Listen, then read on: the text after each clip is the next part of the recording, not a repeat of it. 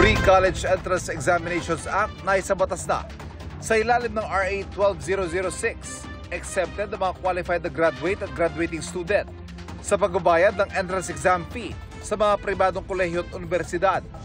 Pero may mga kondisyon. Dapat natural-born Filipino citizen ang estudyante. Bahagi dapat ang top 10% ng graduating class. Ang pamilya naman niya mababa dapat sa poverty threshold ang kabuuang kita. Kailangan maglabas sa Commission on Higher Education ng implementing rules and regulations sa loob ng 60 araw matapos ang effectivity ng batas. 3 lalaki nagpakilalang konektado umano sa ilang matataas sa PNP official para makakubra ng payola, arestado.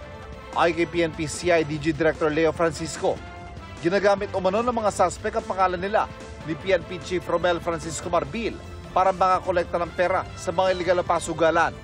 Ang nakolekta umano'y protection money umabot na raw sa 2.5 million pesos.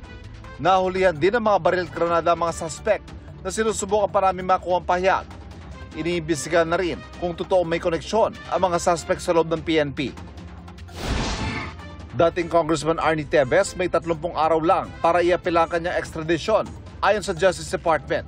Sabi ng DOJ, naniniwala sila na hindi na mababaliktad ang desisyon ng korte na pabalikin sa Pilipinas si Tevez para harapin ang mga kaso kaugnay ng pagkamatay ni dating Negros Oriental Governor Roel Digamo. Sabi naman ng abogado ni Tevez, hindi mangyayari extradition dahil may nakabidbid pa silang resolusyon para sa hiling niyang political asylum doon. Pero sagot ng DOJ, 2 beses nang ibinasura ang hiling na asylum ni Tevez at maaari rin siyang arestuhin muli sa Timor-Leste bilang isang undocumented alien. Para sa GMA Integrated News, Ivan Merina ang inyong saksi. Mga kapuso, sama-sama tayong maging saksi.